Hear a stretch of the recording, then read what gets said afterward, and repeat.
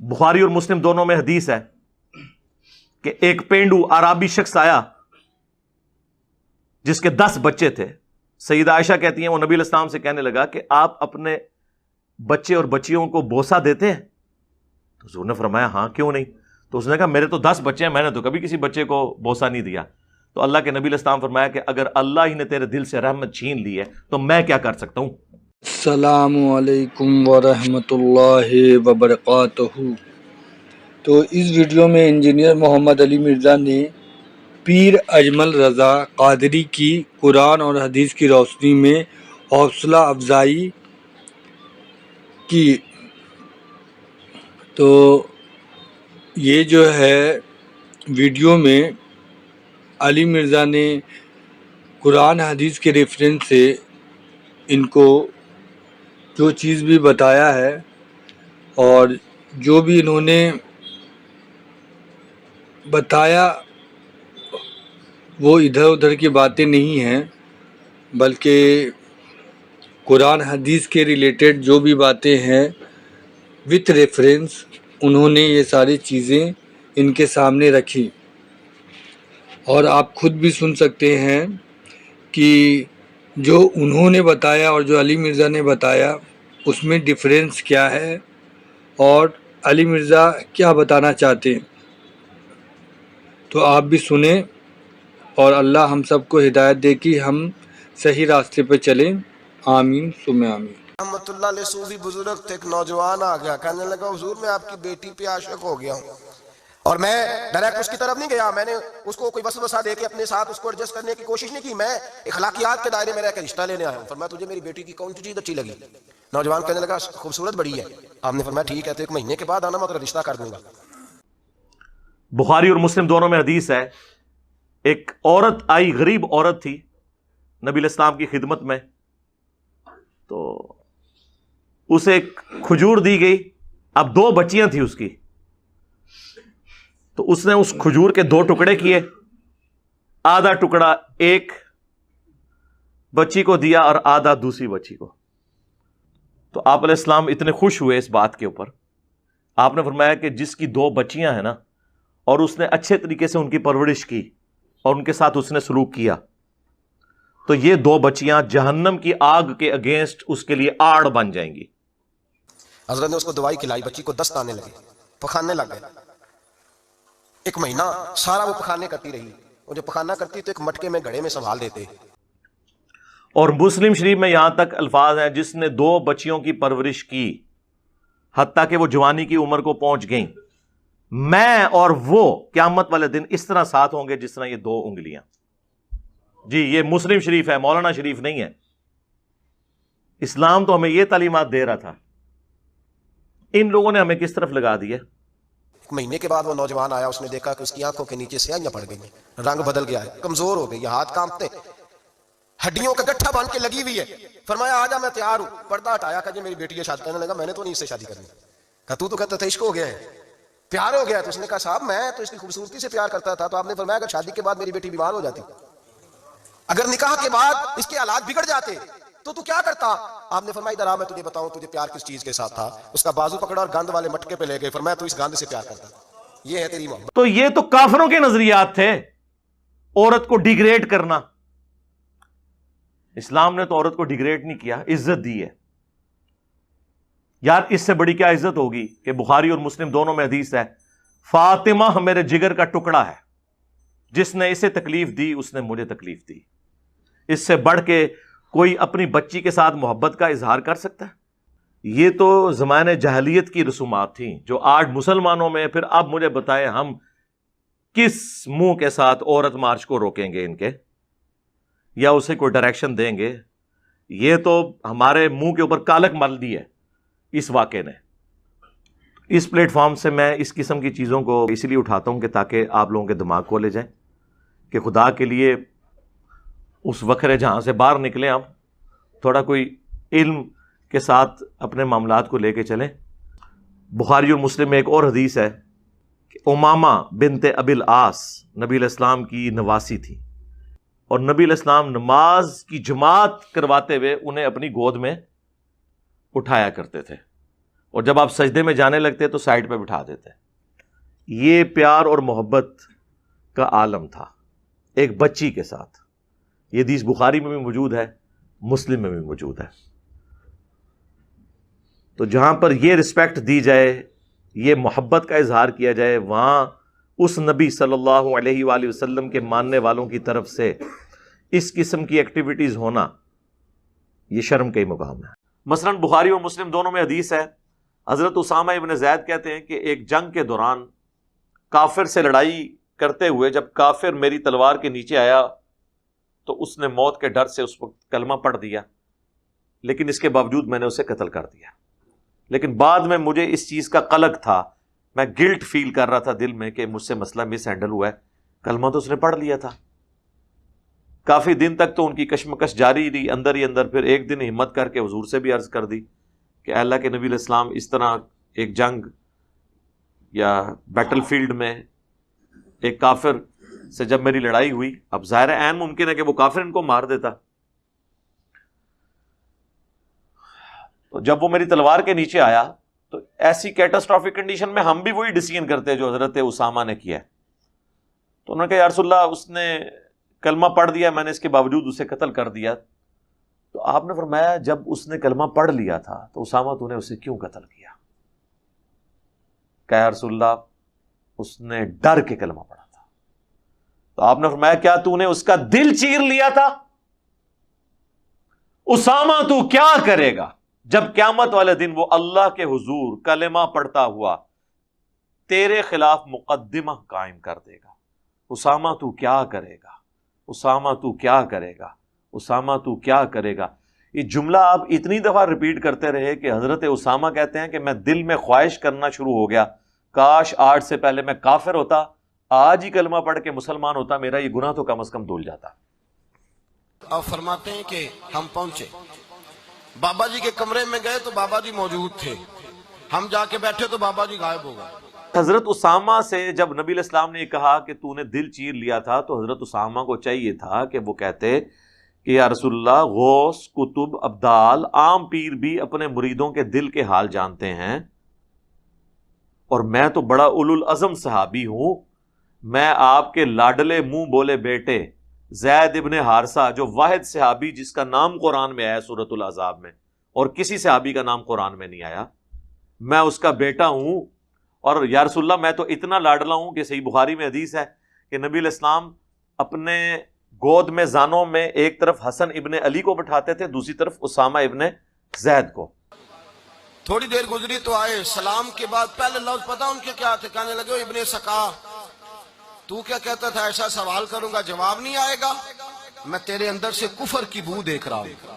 جب غوث, کتب, ابدال دلوں کے حال جان لیتے ہیں, علم الغیب جانتے ہیں, تو یا رسول اللہ میں بھی جان لیتا ہوں, کیوں نہیں, میں نے بھی دل چیر کے دیکھ لیا تھا کہ وہ اندر سے نہیں پڑھ رہا تھا. آپ کو ہم فارمولہ لکھ دیتے ہیں, وہ کہتے ہیں دل کو چھوڑ دیں, یہ انجینئرنگ کا ایک فارمولہ ہے ہمارے مشین ڈیزائن کا یا میکینکس آف مشینز کا. یہ آپ کے عالم صاحب صرف اسے ریسائٹ کر دیں کہ یہ لکھا کیا ہوا ہے. یہ نہیں ہم آپ سے پوچھ رہے کہ یہ کس چیز کا فارمولہ ہے, اور نہ یہ پوچھ رہے ہیں کہ اس کا مطلب کیا ہے, صرف اسے دیکھ کے پڑھ کے بتا دیں کہ لکھا کیا ہوا ہے. اللہ کے فضل سے کوئی دنیا کا کوئی بڑے سے بڑا بزرگ بھی اس فارمولے کو پڑھ نہیں سکتا. تو سمجھانا کہاں سے, دل کا حال جاننا, سب کہانی ہے اس طرح, کوئی بھی نہیں کسی کا دل کا حال جانتا. کفر کی بو دیکھ رہا ہوں, تو رب کے بندے سے دشمنی کرتا ہے. اور فرمانے لگے وہ ابو عبداللہ, تو کہتا تھا کہ میں دیکھوں گا وہ کیا جواب دیتے ہیں. فرمایا تو کافر تو نہیں ہوگا پر دنیا دار ضرور ہو جائے گا. کہتا پھر بابا جی نے رخ پھیرا غوث پاک کی طرف اور کہنے لگے عبد القادر, تو کہتا تھا میں رب کے بندے کا دیدار کرنے جا رہا ہوں. فرمایا جا, میں تجھے دعا دیتا ہوں, جب تک تیرا قدم نہیں لگے گا اللہ کسی کو ولایت عطا نہیں کرے گا. جا, میں تجھے دعا دیتا ہوں, جب تک تیرا قدم نہیں لگے گا رب کسی کو ولایت.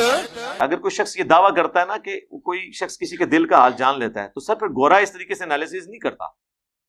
گورا نے تو سب کچھ فیل کر چڑھا ہے, کیونکہ وہ لاجک کے اوپر کھڑا ہوا ہے نا. تو 100 بندے بٹھائے جائیں گے جن کا یہ یقین ہو کہ کسی کا دل کا حال اللہ کے سوا کوئی نہیں جانتا, اور پھر بابے نو کہا ہاں جی بھائی ادھر شروع ہونا ذرا, ایدے دلچ کیا ایدے دلچ کیا, سارے نو میں ایک لادہ فارمولہ لکھ کے دیاں گا اور دل سوچ کے رکھن گے. وہ پھر یہ نہیں انہیں کہنا کہ انہیں دلی فارمولا سوچا ہے، نہ نہ نہ، یہ دسنا کیڑا فارمولا، انہوں پڑھ کے تے بلیک بورڈ تے لکھ کے سمجھانا ہے، وہ تے جناب لکھے ہوئے نہیں پڑھ سکتے، چھوڑ دو انہوں دی کیا حالت ہے۔ چونکہ آپ کو پتا ہے تصوف کے ہاں کیسی کیسی چیزیں پائی، ہمارے آپ لاہور شہر میں ایک مزار ہے مادو لال حسین، جی وہ کہتے ہیں مادو لال ایک لڑکا تھا ہندو، اور حسین جو ہے وہ ایک مسلمان بزرگ تھے، وہ اس لڑکے پر عاشق ہو گئے تھے، اور وہ عشق مشوقی انہوں نے وہ یعنی دو مردوں کی آپس میں چلائی ہے، ایک ہندو کی اور ایک مسلمان کی، اور کہتے ہیں وہ آج بھی وہ میلہ چراغاں ہوتا ہے ان کے نام کے اوپر، اور وہ کہتے ہیں کہ جی وہ چونکہ ان کے درمیان ایک عشق محبت کا رشتہ تھا تو وہ ان کا نام جو ہے اکٹھا بن گیا، اور اس میں مادو لال کا نام پہلے بولا جاتا ہے اور حسین کا۔ بابا صاحب نا 3 سال مرید کے ہاں چلے گئے، 3 سال ہانسا میں آپ نے قیام فرمایا، 3 سال۔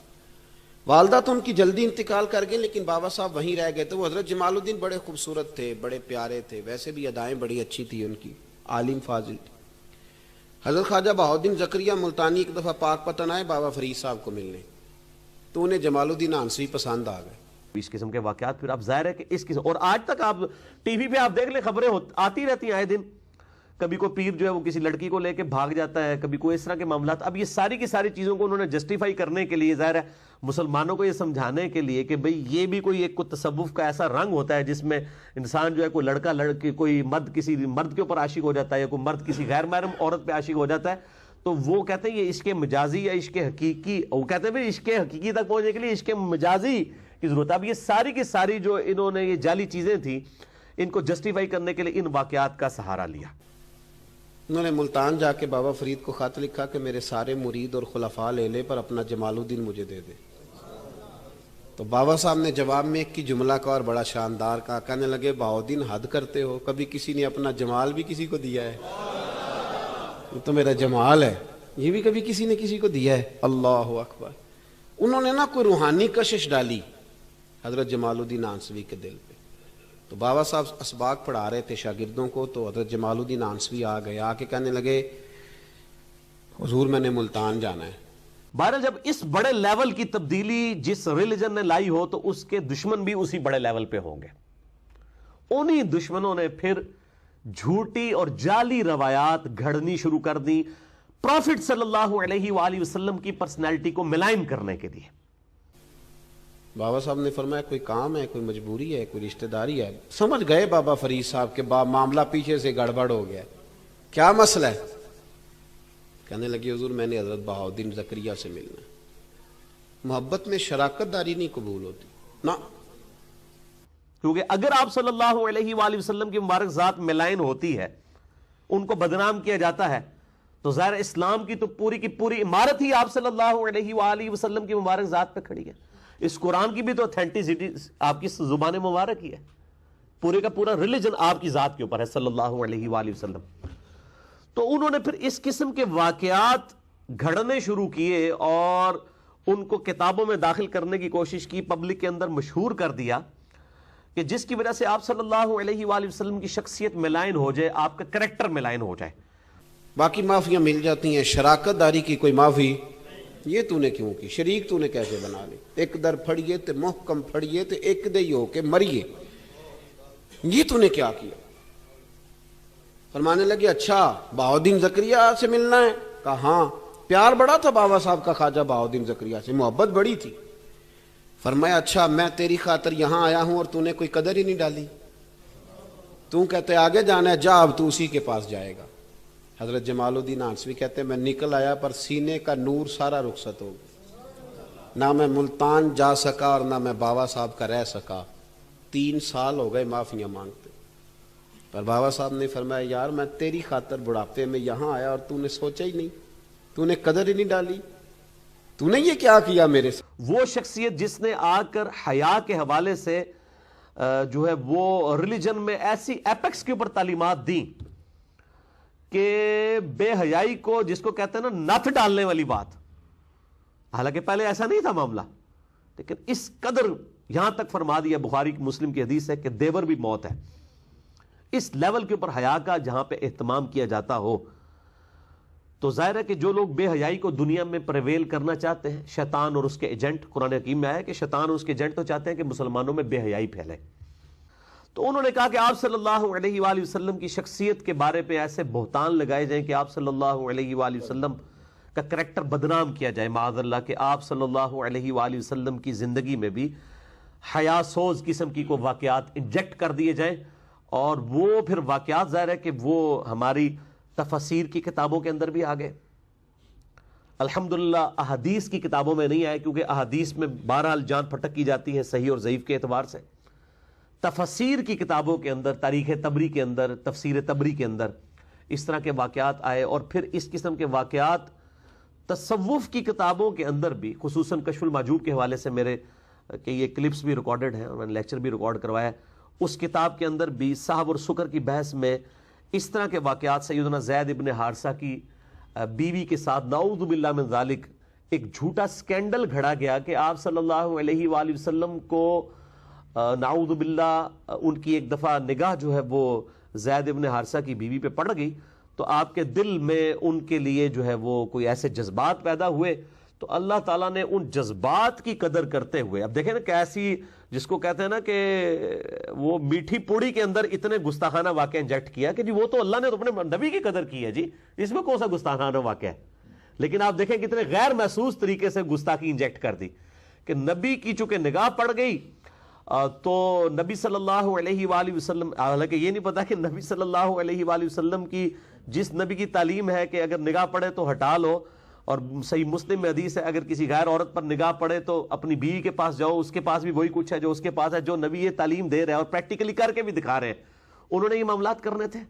جذب و مستی کی اسی کیفیت میں ایک روز ایک کاروباری اور معزز ہندو گھرانے کے مادھو کو کیا دیکھا، سالوں اس کے گھر کے چکر لگاتے رہے اور اس وقت تک وہاں سے نہ ہٹے جب تک مادھو کو اپنا جانشین نہ بنا لیا. اور جو صاحب کا کنسیپٹ پایا جاتا ہے اس کے حوالے سے انہوں نے وہ تورات جو ٹیمپرڈ فارم میں ہے اس کے اندر ایک واقعہ سیدنا داؤد علیہ السلام کے بارے میں بھی آتا ہے کہ وہ ان کی نگاہ ایک دفعہ اپنے صحابی اوریا کی بیوی پہ پڑ گئی جو چھت کے اوپر نہا رہی تھی نعوذ باللہ، تو انہوں نے اوریا کو جو ہے وہ آگے جنگ میں بھیج کے قتل کروا کے تو بعد میں اس کی بیوی کے ساتھ خود شادی کر لی نعوذ باللہ. اس سے تصوف کے ہاں صحف ثابت کیا گیا کہ بھول چوک، اور سکر کہتے ہیں وہ بھول چوک نہیں ہے، وہ تو بندہ اپنی ہوش میں ہی نہیں ہوتا. تو نعوذ باللہ نبی علیہ السلام بھی اپنی ہوش میں دی، انہوں نے جان بوجھ کے نہیں دیکھا بلکہ آپ نعوذ باللہ ہوش میں ہی نہیں تھے. حالانکہ قرآن تو کیا کہہ رہا ہے، ما ضل صاحبکم وما غوا، تمہارے نبی نہ کبھی بہکے ہیں نہ کبھی بہرا چلے ہیں. مادھو ان کا ہم نوا اور ہم سفر بنا تو اللہ کے اس ولی نے اس سے وعدہ کر لیا، پہلے نام مادھو کا ہوگا پھر لال حسین. اور ایسا ہی ہوا، تبھی تو بشر دو اور نام ایک ہے، مادھو لال حسین. دوستوں کے ساتھ سیر کر رہے تھے، دیکھا کہ یکا یک ایک گھوڑا سامنے آیا، اس کا ایک بیٹا بہت خوبصورت نوجوان بیٹھا ہوا ہے. ان دوستوں سے پوچھا یہ کون ہے؟ انہوں نے کہا یہ ہندو برہمنوں کے ایک بیٹے ہیں، ان کا نام مادھو ہے. جب سرکار نے ان کی طرف غور سے دیکھا تو ان کے چہرے سے سوئیں نکل رہی تھی. پوچھا یہ کہاں سے رہتے ہیں؟ کہنا کہ یہ شدرے میں رہتے ہیں اور ہندو برہمنوں کی جو اونچی ذات ہے ان کے بیٹے ہیں. کچھ دنوں کے بعد آپ نے اپنا مسجد چھوڑا اور شدرے میں چلے گئے. شدرے میں جا کے سرکار مادھو کے مکان کے چکر لگانے شروع کر دیے. کچھ عرصے کے بعد مادھو سرکار آپ کے پاس آنے شروع ہو گئے. کچھ عرصہ آپ کے پاس رہے، لیکن اتنی محبت پیدا ہو گئی کہ مادھو سرکار جو ہے نا وہ بہت زیادہ آپ کے پاس آنے شروع ہو گئے. وَمَا يَنْطِقُ عَنِ الْهَوَىٰ، وہ اپنی خواہش نفس سے کچھ نہیں کہتے. ان ہوا الا وحی یوحیٰ، وہ تو وہی کہتے ہیں جو اللہ ان کو وحی کرتا ہے. اور بخاری و مسلم کی حدیث کہ نبی علیہ السلام میں کنواری لڑکیوں، پردہ نشین لڑکیوں سے زیادہ شرم و حیا تھی. آپ صلی اللہ علیہ وآلہ وسلم اتنے شرم و حیا والے تھے، یہ معاملات آپ کے ساتھ ہو نہیں سکتے. ایون حدیث کی کتابوں میں بھی کئی جعلی واقعات آ گئے، لیکن شکر ہے صحیح اور ضعیف کے فرق نے جو محدثین اسماء و رجال کا علم ڈیولپ کیا ہے اس کی برکت سے اکھاڑ کے وہ پرے پھینک دیے گئے. مادھو لال یہ کہا جاتا ہے کہ برہمن زادہ تھا، اور یہ شادرہ کے رہنے والے تھے. یعنی شادرہ سے مطلب ہے کہ راوی کے اس پار. تو شاہ حسین کو ان سے تھوڑا محبت اور پیار پیدا ہوا، اور پھر ان کی جو دوستی تھی وہ ایک ایسے رشتے میں تبدیل ہو گئی کہ ان کو ایک ہی شخصیت لوگوں کے امیجنیشن نے، لوگوں کے تخیل نے ان کو ایک ہی شخصیت بنا دیا۔ شاہ حسین راوی کے پار جاتے تھے اور وہاں پہ اپنی مستی میں گم رہتے تھے۔ اسی دوران ان کی نظر مادھو پر پڑی۔ مادھو اس وقت شادی شدہ تھا، تو جب مادھو پہ نظر پڑی تو وہ پتہ نہیں کون سا لمحہ تھا جس نے انہیں اس طرح سے اپنے اندر جذب کر لیا کہ اب وہ مادھو پہ فدا ہو گئے۔ اور پھر جی وہ دل میں گھر کر گئی ان کی محبت، نعوذ باللہ من ذالک۔ تو اللہ نے اپنے نبی کا ریکارڈ کیا۔ اب دیکھیں آپ، اللہ تعالیٰ کے بارے میں بھی حیا سوز واقعہ بیان کر دیا کہ اللہ تعالیٰ بھی نعوذ باللہ اس قسم کی بے حیائی کو کوئی نعوذ باللہ پروموٹ کرتا ہے، تو وہ ان کے دل میں گھر کر گئی۔ تو اللہ تعالیٰ نے پھر وہ زید ابن حارثہ کے دل میں نفرت ڈال دی سیدہ زینب کی، اللہ نے ڈال دی۔ حالانکہ میں نے بتایا کہ وہ تو ہاشمی اور غلام زادہ، وہ والا فرق تو آج بھی موجود ہے، آپ دیکھ لیں۔ وہ سٹیٹس کف بھی ایک ہی نہیں تھا، وہ یہ وجوہات تھی، تو وہ اس کی وجہ سے ان پہ حرام ہو گئی، تو انہوں نے طلاق دی، بعد میں شادی کر دی۔ اور پھر اس کے بعد انہوں نے کہا کہ جو اسی حوالے سے جو تصوف کے ہاں جو ہے سکر کا ایک کانسیپٹ پایا جاتا ہے، وہ بھی اسی کیٹیگری کے اندر فال کرتا ہے۔ اور یہ تو شکر الحمدللہ کسی حدیث کی کتاب میں بھی واقعہ نہیں آیا، یہ تفسیر تبری کے اندر آیا۔ تفسیر ابن کثیر میں بھی حافظ ابن کثیر نے اسے نقل کیا اور کہا کہ یہ بالکل جعلی واقعہ ہے، اور علامہ قرطبی نے بھی اس کو جعلی کہا۔ لیکن تصوف کے ہاں نہ صرف یہ واقعہ نقل کیا گیا، بلکہ انہوں نے اپنے بزرگوں کی جو غلط عقائد اور نظریات تھے ان کو ڈیڈکٹ کیا اس واقعے کے ساتھ، جو ہے ہی بالکل جعلی تھا۔ تو آج میں اس کی ڈیٹیل میں نہیں جاؤں گا، میں آلریڈی اس کے اوپر کافی دفعہ بول چکا ہوں۔ لمحہ فکریہ ہے ان کتابوں کو چھاپنے والوں کے لیے، اور لمحہ فکریہ ہے ان لوگوں کے لیے کہ جو ان کتابوں کو اس اعتبار سے پبلک میں پریزنٹ کر رہے ہیں کہ شاید اصل ریلیجن ان کتابوں کے اندر موجود ہے، جن میں ایسے گستاخانہ عبارات موجود ہیں۔ اور میں نے ان ویڈیوز میں بھی بار بار کہا، میں آج بھی کہتا ہوں کہ ان کتابوں کے مصنفین کے ساتھ ہمارا کوئی لینا دینا نہیں ہے، کیونکہ ہمیں نہیں پتا انہوں نے لکھا یا نہیں لکھا۔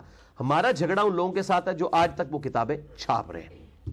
اب آ جائیے مثال نمبر 2 کی طرف، اور یہ تو کسی حدیث کی کتاب میں بھی نہیں مثال نمبر 2، لیکن یہ بچے کو پتا ہے، یہ تاریخی روایت ہے بے سند من گھڑت جھوٹی، کہ سیدنا عمر فاروق رضی اللہ تعالیٰ عنہ نے ایک دفعہ جب عمر بن عاص رضی اللہ تعالیٰ عنہ کا خط آیا مصر سے کہ یہاں پر دریائے نیل جاری نہیں ہوتا، تو سیدنا عمر نے خط لکھا اور اس پہ لکھا کہ اگر اللہ کے حکم سے چلتا ہے تو میں تجھے حکم دیتا ہوں کہ تو چل پڑ، تو وہ چل پڑا، وَلِعَاذُ بِاللَّهِ تَعَالَى۔ حضرت عمر بن العاص نے مصر کے گورنر تھے، ان کے پاس کچھ لوگ آئے مصر کے، انہوں نے کہا حضرت ہماری یہ عادت ہے کہ ہم محرم کی 11 تاریخ کو ایک نوجوان کنواری لڑکی بالکل زیوروں سے لدی ہوئی دریائے نیل کے سپرد کرتے ہیں، دریائے نیل کی نظر کرتے ہیں۔ بھائیو یہ طریقہ حضور صلی اللہ علیہ وسلم حضرت عمر کو بتا کے گئے تھے کہ جب قید سالی ہو جائے تو یہ کام کرنا۔ وہ بیچاری زندہ اس میں غرق ہو کے مر جاتی تھی تو شیطان کا کوئی اس میں تصرف تھا، پھر دریا کا پانی چڑھ جاتا تھا۔ ہو ہی نہیں سکتا، تو یہ بالکل جھوٹا واقعہ، اور اس کو پھر نام دیا جاتا ہے کرامت کا۔ جب مسلمانوں نے مصر فتح کیا تو گورنر نے لکھا کہ اسلام تو اس طرح کی رسوم کی اجازت نہیں دیتا، لیکن خشک سالی ہے، لوگوں کی فصلیں ویران پڑی ہیں، تو حضرت کیا کیا جائے؟ تو حضرت عمر رضی اللہ تعالیٰ عنہ کاغذ کے ٹکڑے پہ لکھتے ہیں بسم اللہ الرحمن الرحیم۔ اور بھائیو کرامت کو سارے مانتے ہیں، لیکن اس کا نام کرامت نہیں ہے۔ کرامت اور معجزے کو تو ہم مانتے ہیں، لیکن اس قسم کی یہ چیزیں نہیں کہ جس کو جو ہے وہ بد عقیدگی کی بنیاد بنایا جائے۔ مصر کے نیل کی جانب عمر کا خط۔ حضرت سیدنا عمر بن خطاب رضی اللہ تعالیٰ عنہ نے دریا کو مخاطب کر کے لکھا، ہو دریا، اگر تو کہتا ہے نا کہ لڑکی قتل کر کے پھینکی جائے گی تو میں رسول اللہ کا ماننے والا ہوں، میں ظلم نہیں ہونے دوں گا، ہمیں تیرے پانی کی ضرورت ہی کوئی نہیں، تو بے شک پانی نہ دے، اور اگر تو اللہ کے حکم سے بہتا ہے، اگر تو اللہ کے حکم سے بہتا ہے تو پھر اللہ کا بندہ اور مصطفیٰ کا غلام عمر تجھے حکم دیتا ہے کہ فوراً بہنا شروع کر دے۔ کہ جیسے ہی مسلمانوں کے دوسرے خلیفہ امیر المؤمنین فاروق اعظم رضی اللہ تعالی عنہ کا مبارک خط دریا میں دفن کیا گیا، फौरन ही दरिया जारी हो गया।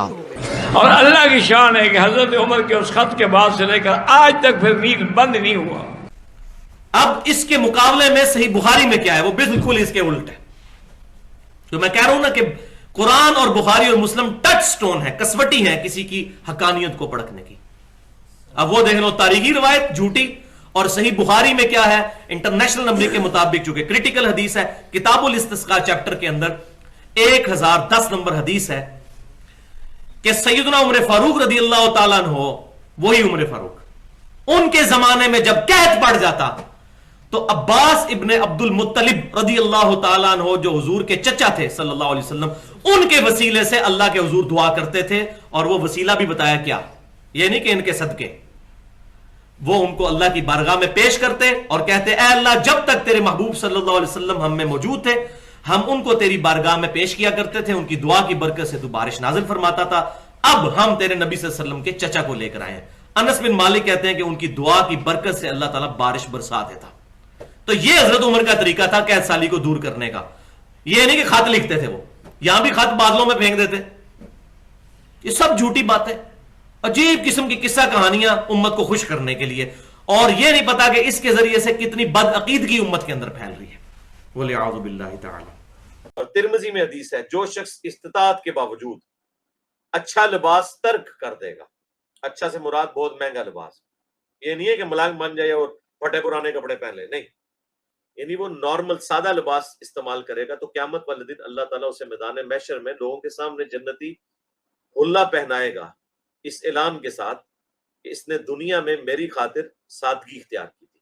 ये सादगी है, गंदगी नहीं है, हाँ, फटे पुराने कपड़े नहीं है, ज़हन में रखिएगा। हजरत दाता गंजबख्श हजरत अबू सईद की बात लिखते हैं, कहते हैं मुझे अबू मुस्लिम जो थे फारसी, उन्होंने बताया कि मैं जब उनकी बारगाह में गया, हजरत अबू सईद की तो बड़ी शान और शौकत, लिबास फाखरा, कहते मैं तो एक मामूली से कपड़े, एक चादर पहनी हुई थी, की वजह से कपड़े मैल कुचैले और बड़े पटे पुराने से कपड़े पहने हुए थे। तो दिल में ख्याल आया कि ये एक ऐसा फ़क्र है कि इतनी शान और शौकत, और मैं गुदड़ी में, असल फ़क्र तो ये। तो दाता साहब लिखते हैं कि उन्होंने फ़ौरन मेरी तरफ तवज्जो की, और अबू सईद ने फरमाया कि तसव्वुफ़ तो अल्लाह से दिल लगाने का नाम है, इसका लिबास से तो कोई ताल्लुक नहीं। वो सख्त नाराजगी है हुजूर की। मुस्नद अहमद में, अबू दाऊद में हदीस है, एक शख्स हुजूर के सामने आया, उसके बाल बिखरे थे, आपने फरमाया इसे कोई चीज नहीं मिली कि अपने बाल समेट लेता, कोई कंघी कर लेता। और एक ऐसा शख्स है जिसके कपड़े मैले थे, आपने फरमाया तू क्या करता है, उसने कहा मेरे पास इतनी बकरियां और ये कुछ है। हुजूर ने फरमाया कि तुझे अल्लाह ने इतना कुछ दिया है तो उसका असर तेरे ऊपर नजर भी आना चाहिए, तुझे कोई चीज नहीं ऐसी मिली कि तू अपने कपड़े धो के पहन लेता। तो ये मलांग मलूंग नहीं बनना आपने, उसका ये भी मतलब नहीं आपने लेना, ये बैलेंस है दोनों।